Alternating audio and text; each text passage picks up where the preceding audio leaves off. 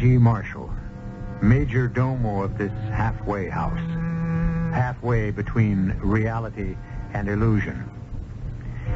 Is this all there is, this insignificant speck of dust that winds its weary way round and round a tiny reddish-yellow sun in a remote backwater of some obscure galaxy in an endless universe? Are we the only sign of sentient life? Is everything else out there, to the infinite frontiers of space and time, lifeless, bloodless, mindless? What are you waiting for? A reply? It's all we can do to pose such a question, let alone answer it. The money is no problem. I can place my hands on $1 million, $2 million, name it. What is the problem? Where can we go? Where? Yes. Once we take that money, we'll have to hide somewhere. Oh, that is no problem. We'll have to hide somewhere for the rest of our lives. Of course. I'm afraid there's no place in this world where we can do that. I was thinking of a place that is not in this world.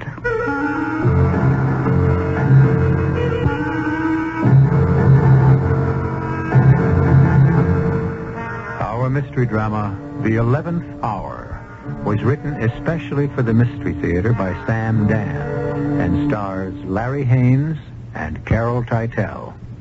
It is sponsored in part by Buick Motor Division and Anheuser-Busch Incorporated, brewers of Budweiser. I'll be back shortly with Act One.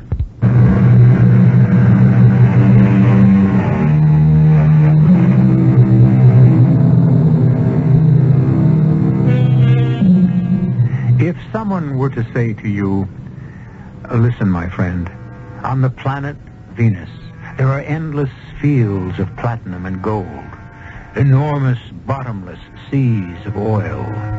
The very stones on the ground are glittering diamonds and lustrous pearls. And best of all, I know a way to get there, a secret way of my own. I'll need some cash for expenses, of course, but believe me, you will never make a sounder, a more substantial, a more solid investment in your life, even if you have to mortgage your house to raise the money.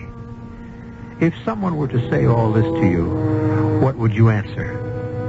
Well, before you say anything at all, remember, in effect, that's what Columbus said to Queen Isabella. Or at any rate, that's what she thought he said. Let us follow Mr. J. Raymond Trask, who is en route to his office. He hails a cab. Where to, Mac? The Trask building. Hey, you must be old J. Raymond Trask himself, huh? Yeah, I recognize you from the papers. Tell me, what's good in the market today? I never give tips. Why not? Because you might lose your money. Oh, how could I lose if you give me the tip? I've been wrong. No, I'm willing to take the chance. I'm not. Suppose you became wealthy, fabulously wealthy. You'd hate me even more. Why? You'd worry about money. You'd let money dominate your life. You'd lose your good humor, your good nature. No, you better not chance it. You know something? I hate you now. May I see your newspaper, please? Oh, you want to get the day started with a laugh? Huh? Read the personals column. I can't afford to waste my time with... Yeah, I guess you can't. You only read something where you can make a buck, huh? Don't you ever do anything just for a laugh? May I glance at your paper? Yeah, just read the top item in the column and then give me your opinion of it. You know, as a man of the world. My heart, my mind, my soul, my spirit... all reach out to someone. Reach out to make contact with someone. Someone I need, and that someone needs me. If you are that someone, write to me. Please write to me.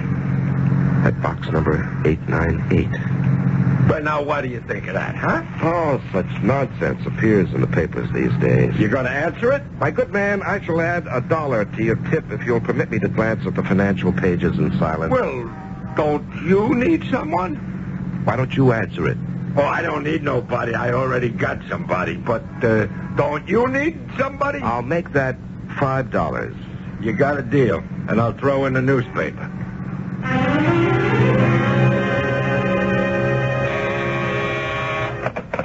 Yes. All right. Send her in.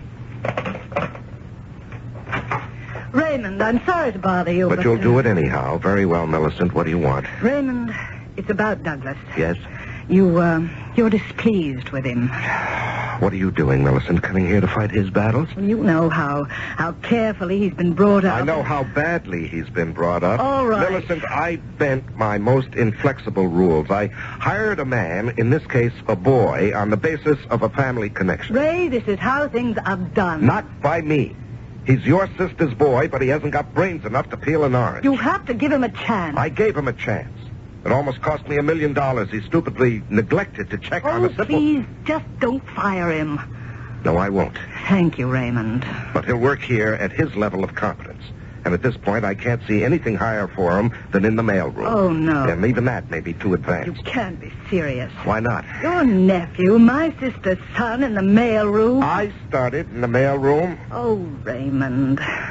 Why does he have to have any responsibility? I don't follow that. Be reasonable. Look, you have more money than we can ever spend. We have no children. And so, like it or not, Douglas will be very wealthy one day. What are you trying to tell me, Millicent? He has no incentive to work. He told me so himself. Why knock my brains out, Aunt Millicent? Just to get rich? I'll be rich anyhow. Well, that's quite an attitude. Well, like it or not, it's what exists. This is the most ridiculous thing. Raymond, you can't change people. You know that. And so settle for second best. Find a tolerable or at least a non-abrasive way to live with him. That's how you and I live, isn't it? Tell him to show up at his desk tomorrow. He can't show up tomorrow. You see, he was so upset that he went away for the weekend. He went skiing. Well, tell him to show up when it's convenient. Geologists' reports show absolutely no traces of precious metals in the area. Yes, Mr. Trask? And under the circumstances, my heart, my mind, my soul, my spirit, all reach out to someone. Would you read that back, Miss Moyer? Geologists' reports show absolutely no traces of precious metals in the area, and under the circumstances, my heart, my mind, my soul, my spirit all reach out to someone. Miss Mulcair, what are you saying? You asked me to read it back. Now, what is this gibberish about my mind, my heart, my soul, my spirit all reach out to someone? But that's exactly what you dictated. When? Just now. Now, why would I make a ridiculous statement like that in the middle of a letter to the chairman of the board? Oh, I'm sorry, sir. Now, let us continue, Miss Mulcair, please. I cannot see how we can possibly justify committing a substantial investment to, reach out to make contact with someone. Mr. Trask, sir. Yes, what is it? You're doing it again. What? Well, you just said, I cannot see how we can possibly justify committing a substantial investment. I reach out to make contact with someone. Miss Mulcair, please go to your desk, recover from whatever it is that seems to be affecting you, and then we shall try again. But Mr. Trask, Fortunately, your long record of service testifies to your sobriety and common sense. If necessary, take the rest of the day off. But Mr. Trask... That'll be all, Miss Mulcair.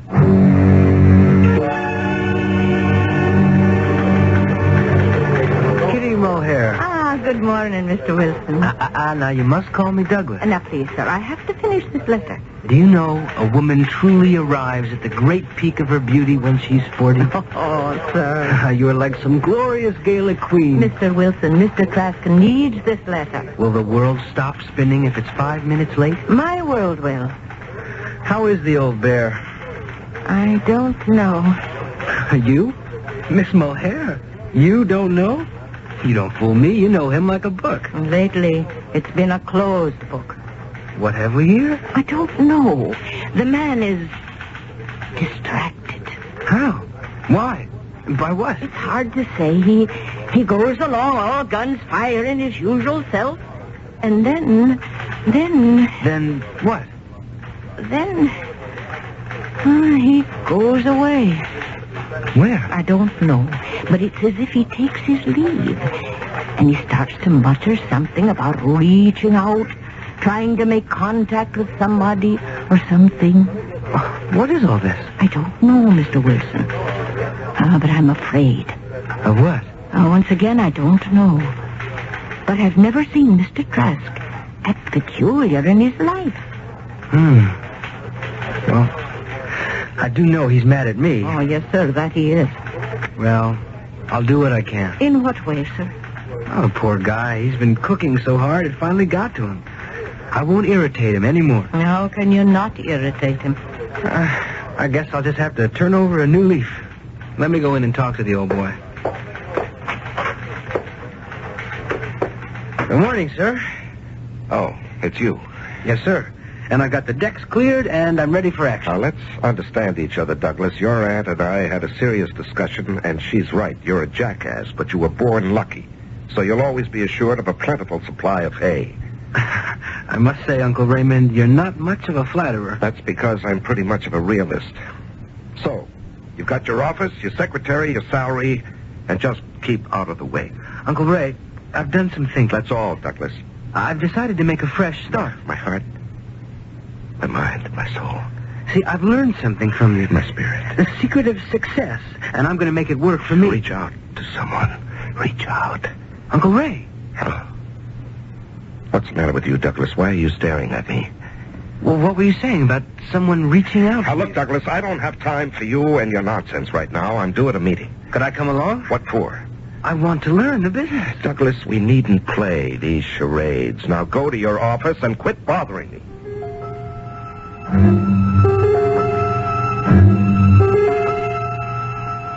If you are that someone, write to me. Oh, please make contact with me. Write to box number... Raymond, Miss Mulhare said there was no one in here with you, and I... What? What is it, Millicent? Yet I could have sworn I heard you talking to someone. You know, it must be a plot. Everyone's accusing me of talking to myself. I want to talk to you about Douglas. Now what? He isn't happy. Why? He feels uncomfortable doing nothing. Well, that's too bad. Are we, dining at home this evening? I'm going away for the weekend with the Johnsons. I see. What does that mean? Nothing. We agreed to live this way a long time ago. We don't like the same people, the same activities, and so you go your way, I go mine. Oh, I suppose I'll see you Monday evening, huh? I suppose so. Good night, Raymond. Good night.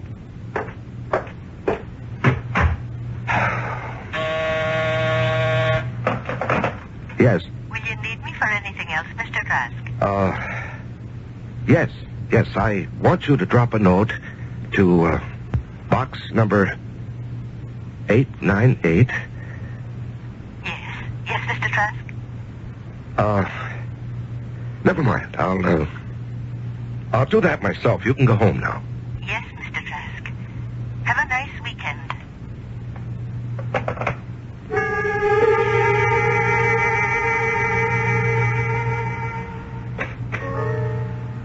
To box 898, Herald Chronicle. I am making contact. J. Raymond Trask is my name.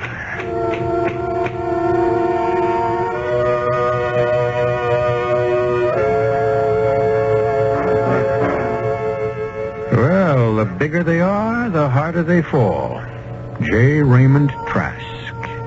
What is he reaching out for anyhow?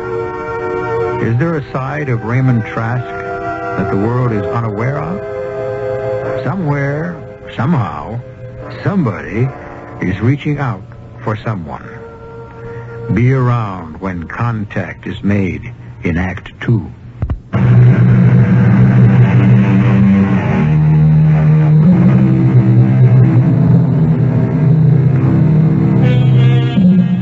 Sometime when you get the opportunity, you might read a fascinating story by Mark Twain called Punch, Brothers, Punch. It has to do with a man who reads a catchy little jingle and then finds that the words refuse to leave his head.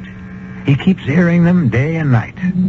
Well, Mr. J. Raymond Trask has accidentally come across a paragraph in the personals column of the newspaper, and for a reason he simply cannot fathom, he is in a similar situation.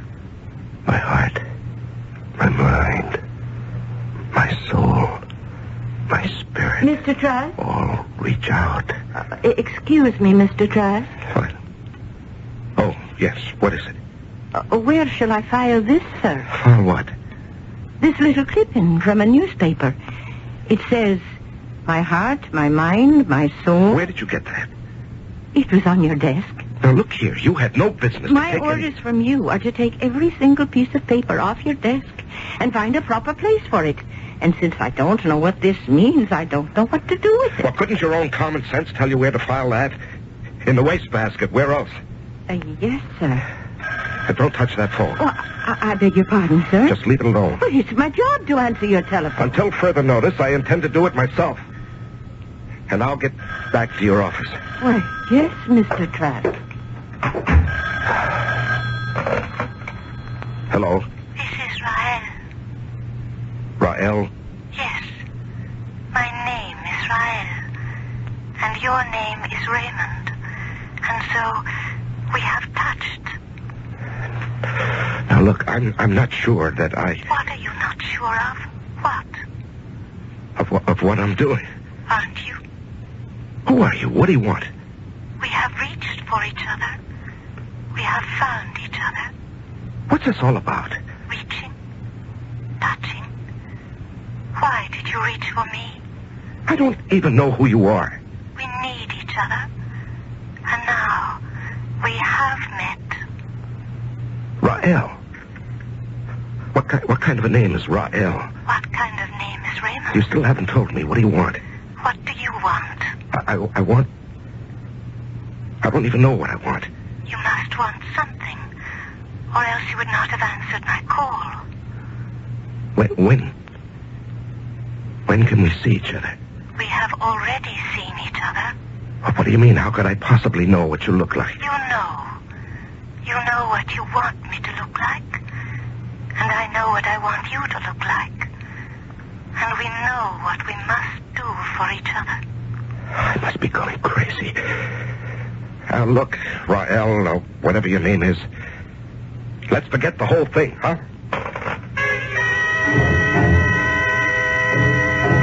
Uncle Ray, What are you doing here? I work here. All right, Douglas, don't irritate me. I have your recommendation on the Iroquois development. What are you doing with that? I wouldn't approve it. What are you talking about? Well, this goes counter to every principle of prudent investment. Douglas, why don't you take the day off and play golf? How does this group propose to develop that property? It's a nice day. There are no roads, no utilities, and furthermore, they don't even have a clear title to the property. What do you say to that? What do I say to what? This phony prospectus for Iroquois development. My mind, my heart, my soul. Uncle Ray, are you all right? Uncle Ray. Who do you think you are? Coming in here and shouting at me? Now go back to your office. Please, check through this prospectus for Iroquois again. You'll see I'm right. Mr. Wilson, I heard every word. I tell you, Kitty, there's something wrong with that man. I think you're right. He'd better see a doctor. I think you'd better see this. What is it? It's a clipping from a newspaper. My heart, my mind, my soul. Say, this is what he keeps talking about all the time. Yes. And he seems to be in a trance. What does it mean? I don't know. But it does sound as if he's a man possessed. Oh, Kitty Mohair. You wouldn't be talking about the little people now, would you? There's something here, Mr. Wilson. Don't ask me what, but something. Taxi! And when the taxi comes, may I share it with you, Raymond? Who are you? How do you know my name? You know who I am. Rael. Rael, what are you doing here? I am here because we need each other. No, we can't be seen here, not here, out on the street in public. No? No, I couldn't afford to be seen with a young, attractive woman. Why? Well, my wife. We need each other, Raymond. What is this thing? I read a paragraph in the paper, and I can't get it out of my head. You need me, Raymond. Come to see me. No, I can't. I shouldn't. Where? 22 Addison Road. Why? I don't think I can. Search your mind, your heart, Raymond. Do you have any choice?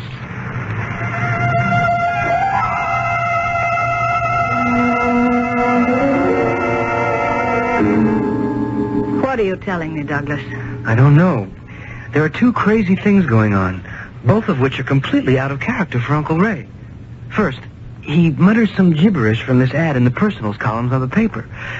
And the second thing, and this is what really gets me, is the Iroquois development deal. I never heard of it. Well, he's worked on some real estate thing. It's going to take millions. Now, that's nothing new for him. It's wild, barren country. I mean, you can't sell it to anyone. I assure you that Raymond can find people to put up money for anything. But this isn't a public offering. This is something for the company to finance on its own. How do you know all this? I told you. I'm serious about the business. I want to learn it. As a matter of fact, I'm even getting to like it. What can Raymond be thinking about? I don't know. And I hate to say this, but I'm afraid that Raymond is... Well, he's not competent to handle the business. Douglas. Well, something has happened to Uncle Ray. I don't know what it is, but he just isn't the same person. It's as if he's a stranger. A man who no longer has the faintest idea what he's doing in that office. Just a minute, Raymond. How did you know it was Raymond? Come in. Is this how you pictured the house? I don't know how I pictured it. A house like any other house on a suburban street? I'm here. Each of us wants something from the other. I don't know what you're talking about. Then leave. It was wrong of you to make contact. Leave and give me a chance to find someone else. I want the Iroquois project. Yes? You don't know what that means, do you? You will tell me. One day I was sitting in my office and a question crossed my mind. The question was... I hope you're not going to laugh. You know I will not laugh at you. And I know you will not laugh at me. I asked myself, what am I going to do if there's a God? Yes? You see, I've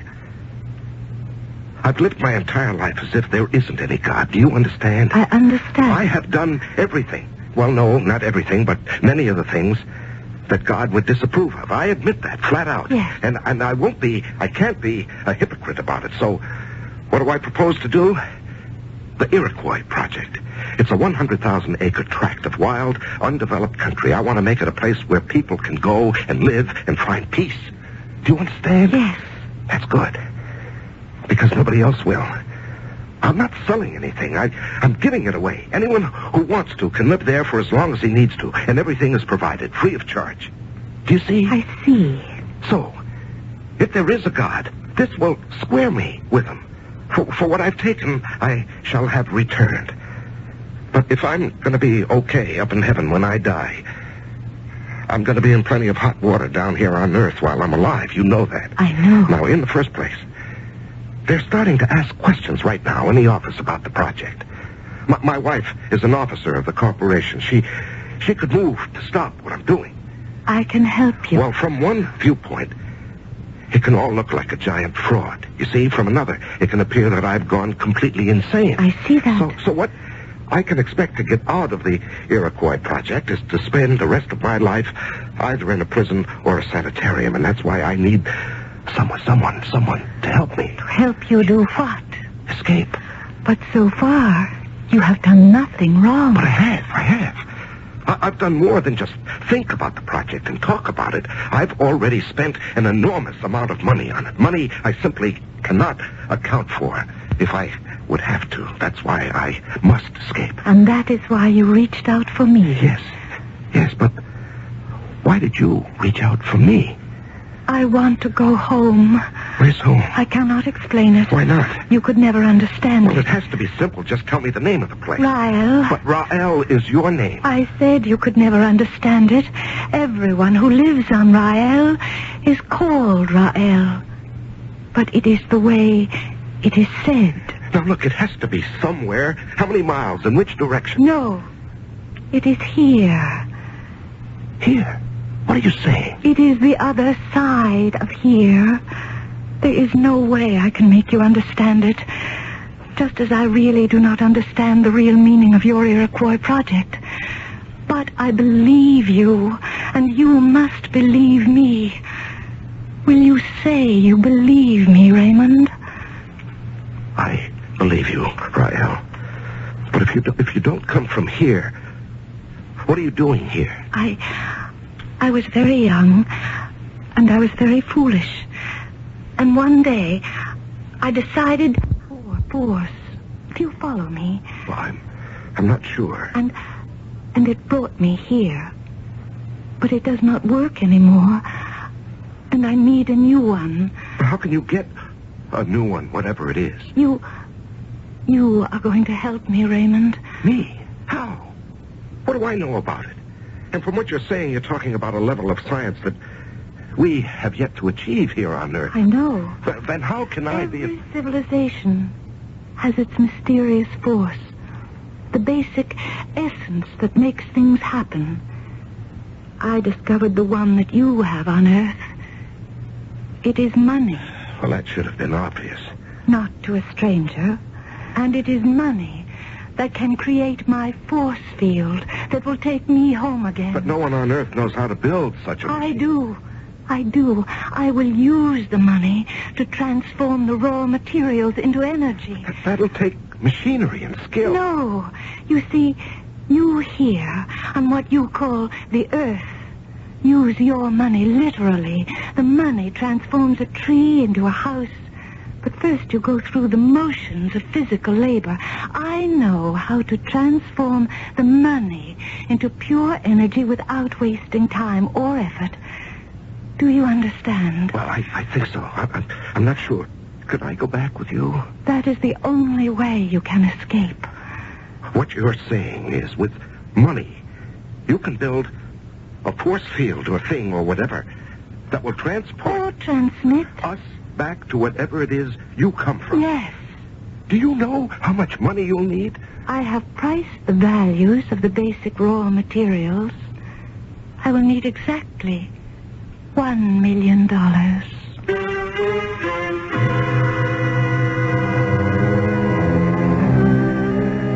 $1 million. True, in these days, $1 million is no longer an awe-inspiring sum, but it's hardly an amount to be bandied about lightly. And consider the conversation you've just heard in context. Is it possible that J. Raymond Trask is one of the shrewdest articles in the financial world? Everybody thinks so. Well, estimates will be revised, upward or downward, when I return shortly with Act 3.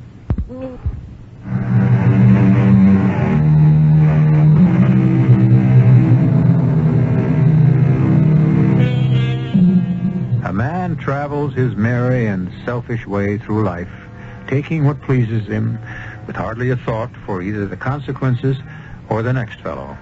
And then, suddenly, without warning, one day, it occurs to him that there may be a judgment and a judge. And he realizes that he owes a tremendous debt. But will he be able to pay it? $1 million? I can convert $1 million into the energy required for us to escape. Well, it won't be easy for me to raise $1 million. I know. No, I'm afraid you don't. You'd have no way of understanding the complications. That is not what is difficult. Those are the mechanics. You can solve them. The conflict, the true difficulty, is now within yourself. You are beginning to doubt and to question. Well, I wouldn't exactly say that I have been through this before. What do you mean? Before you and I made contact, there were others. Others? I reached out and touched others before I touched you. Do you mean you actually spoke like this? I have been here a long, long time. But in the end, they all failed me. That was because in their hearts, they really did not believe me. Do you believe me, Raymond? Well, This is the crucial time, Raymond, right now, this minute. Well, I can read your mind. You can? Yes. You are saying, what am I getting into? I read some notice in a newspaper, and here I am talking to a strange woman. And it has to be crazy. Isn't that what is going through your mind, Raymond? Maybe, but it has to be. It has to be. After all, this doesn't make sense. Isn't that why you are here? Because you are tired of making sense. That is, what passes for sense in this world. Aren't you looking for a different world? My world? Come with me, Raymond. Come with me. Yes. Yes, Ryle. Yes, I'll come with you.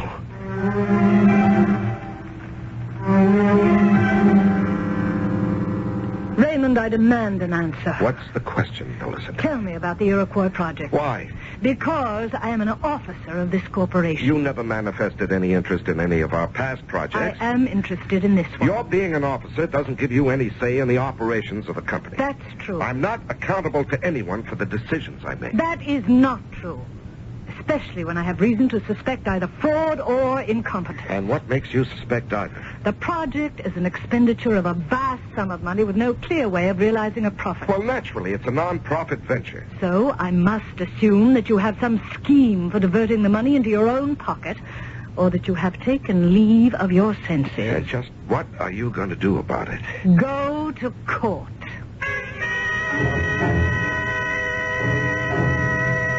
Yes, Mr. Trask? Miss Mulhare, I want you to authorize payment for the publication of the prospectuses for the Iroquois project.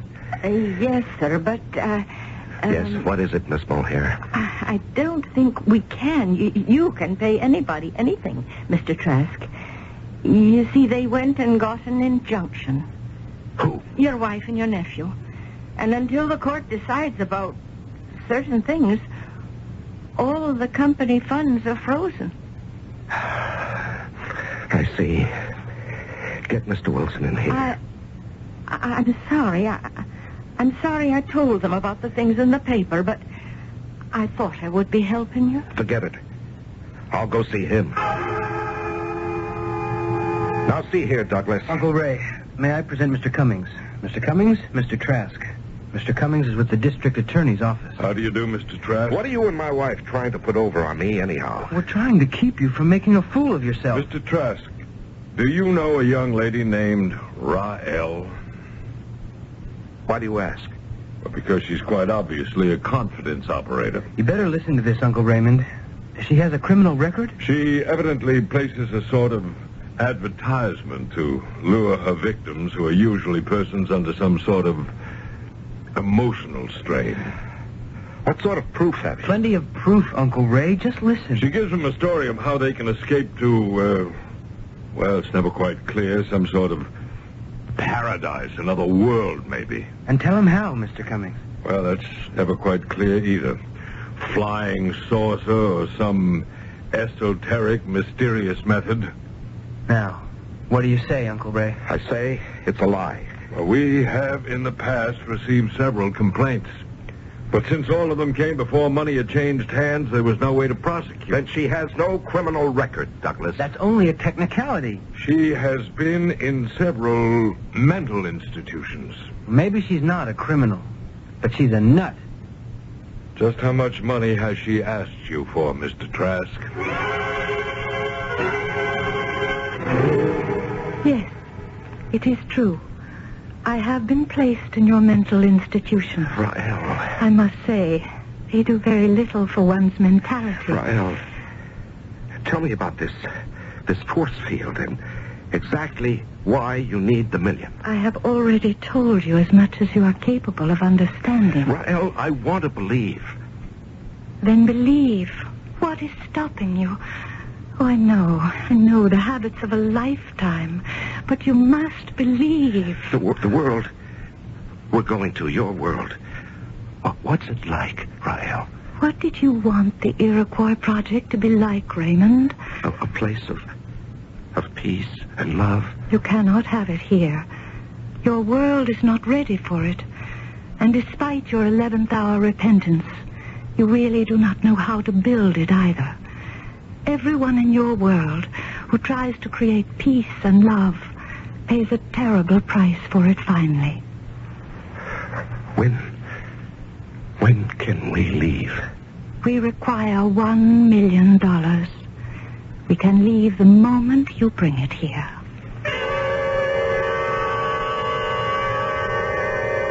Mr. Trask. Your Honor, I protest this entire procedure. No one has a right to drag a man into a court of law and put his sanity on trial. Mr. Trask, none of your rights have been violated. Indeed, it is the duty of this court to ensure that they are protected. Then what am I doing here? For your own protection, as well as for your families and the stockholders of your company, it has been proposed that you undergo a series of tests to determine your mental capability. In other words, to have me certified insane so my wife and my nephew can strip me clean. Mr. Trask, this court has no such aim in view.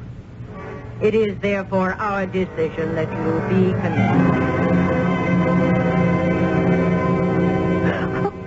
Mr. Trask, what are you doing here at this hour of the night? Aren't you supposed to be in Well, let's say I escaped. Oh. Don't be alarmed, Miss Mulhare. I'm not dangerous. What did you come here for, Mr. Trask? I need money. Money? Well, I can imagine you would. I have some money. It's not much, just a few hundred, but it could get you a plane ticket somewhere. No, thank you. I need $1 million. $1 million?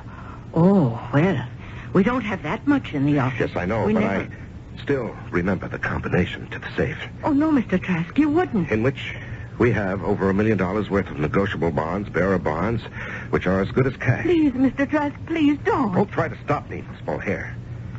16, right? Over to 0. So far, you're not in any real trouble. You can beat them. 24 left. Do this, Over to 0. and you cross the line. I've crossed it long ago. Where can you hide? You'd be surprised. But there's no escape. And here we are. Oh, now put the bonds back, Mr. Trask, please. Out of my way, Miss Mulhare. Just stand aside. No, I'll not let you. I worked for you 20 years. I've loved you for 20 years. You didn't even know I was alive, but I didn't care. Just being here was enough. I said get out of my way. Oh, no, please, listen. Out of my way. Raymond.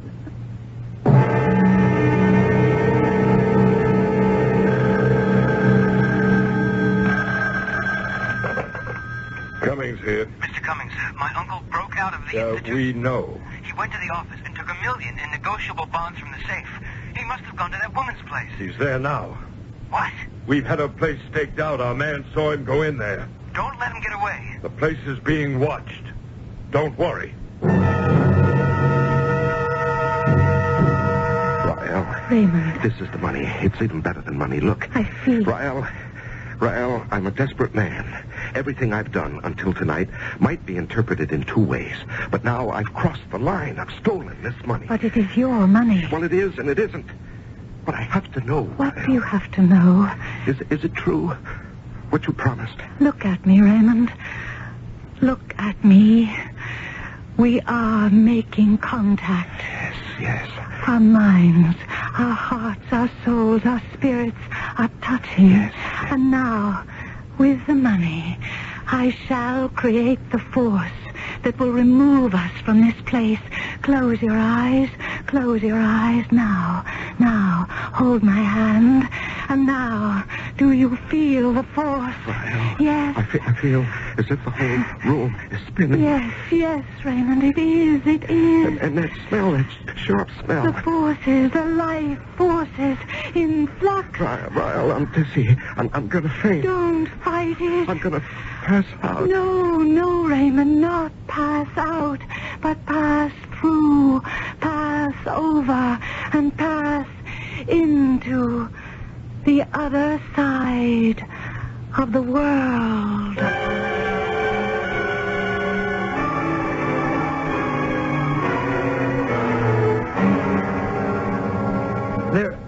They're gone. No one's here. Oh, they couldn't get away. They couldn't. We had the place surrounded. We've been upstairs, downstairs, in the attic, down the cellar, not a sign of them. We had the place surrounded. How could they get away, Mr. Cummings? How? I don't know. They must have gotten past your men somehow. Now, look. They can't get away. We've set up roadblocks. We're covering the airport, the bus station. They have no place to go and no way to get there. We'll have them in hand in 24 hours. I promise you.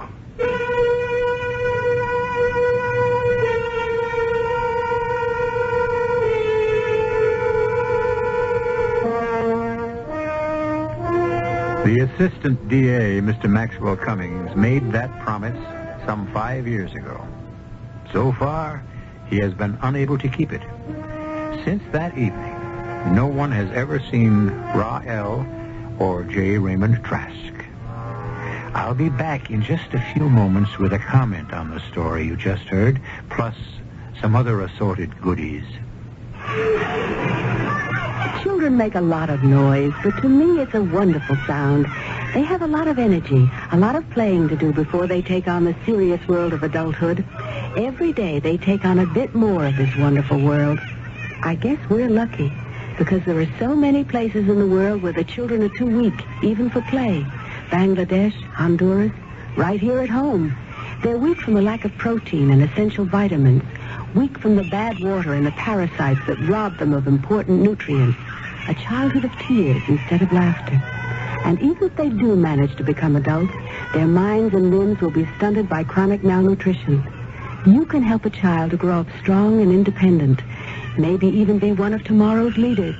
Send your contribution to Save the Children, Box 970, Grand Central Station, New York 10017. That's Save the Children, Box 970, Grand Central Station, New York 10017.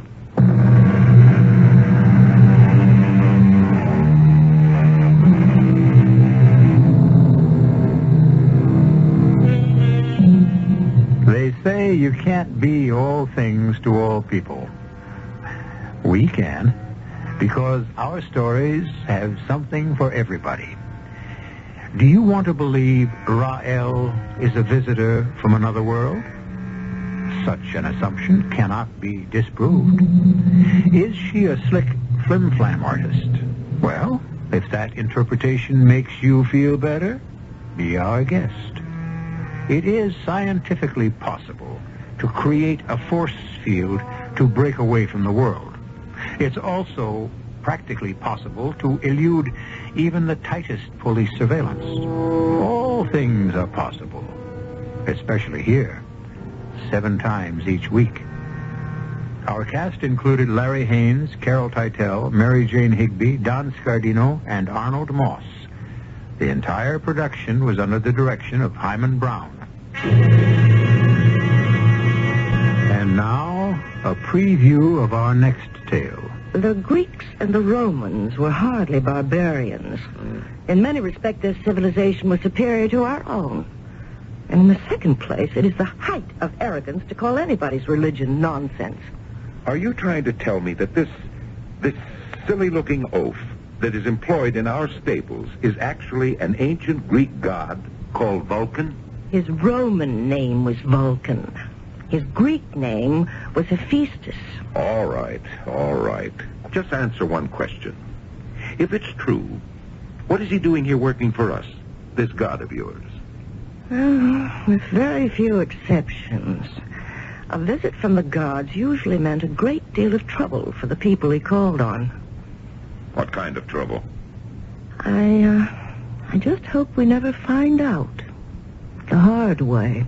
Radio Mystery Theater was sponsored in part by Listerine lozenges. E.G. Marshall inviting you to return to our Mystery Theater for another adventure in the macabre.